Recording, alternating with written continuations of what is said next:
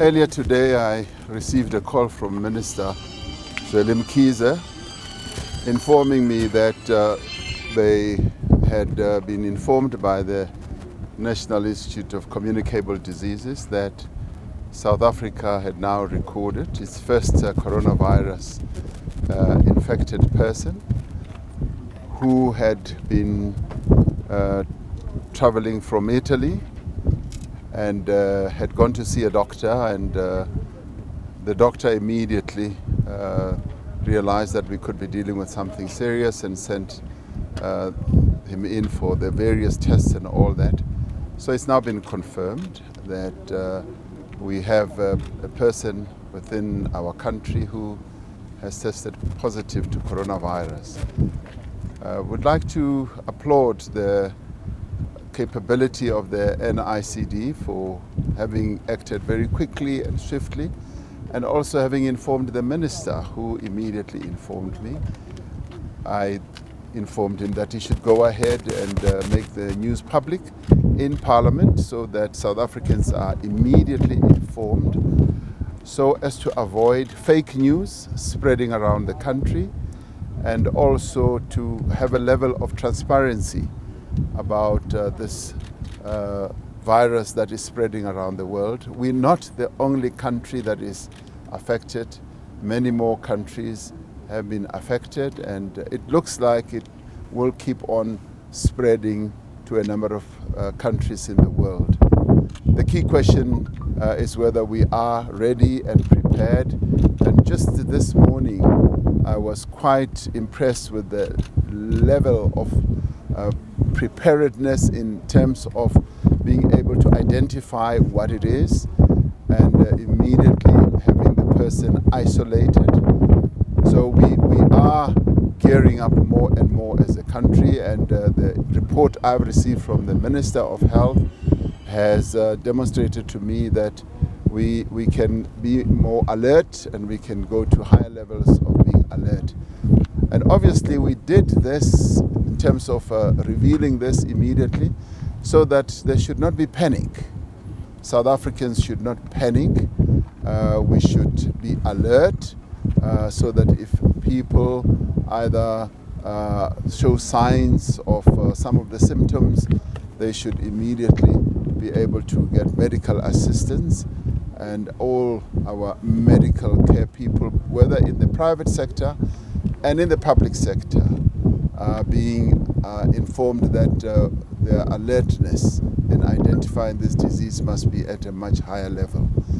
So we should, as South Africans, be rest assured that government will demonstrate its seriousness in terms of dealing with this matter, and we will continue to be transparent.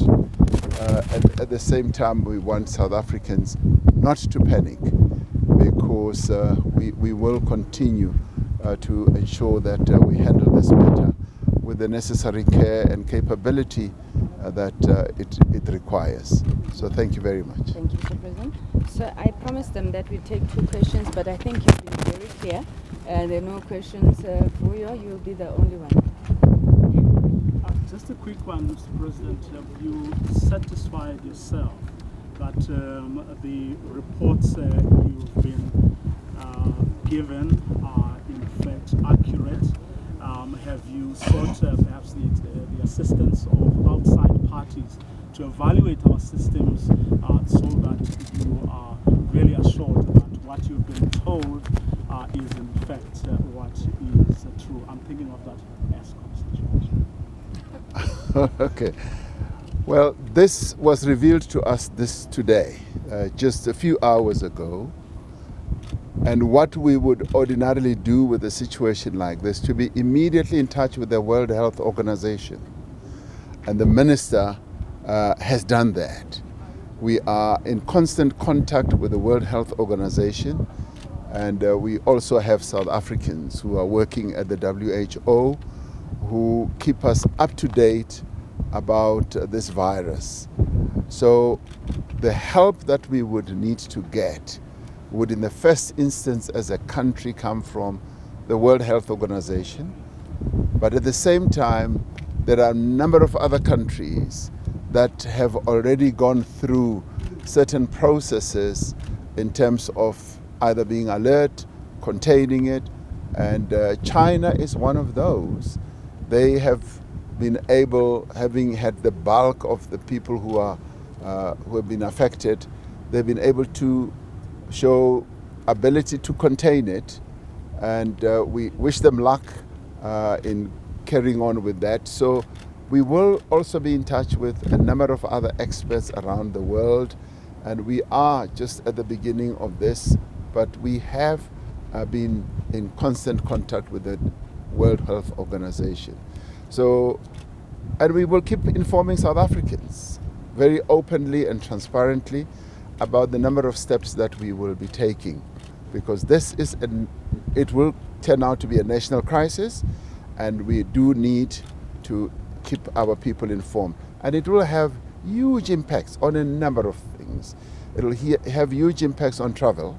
It'll have a negative impact also on our economy, which, as we all know, is in a very, very precarious situation.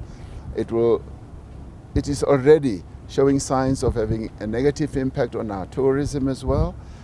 Internal travel, people are already making other arrangements, and people I met this morning were saying that flights to South Africa were already showing signs of more seats being available when ordinarily they didn't show that.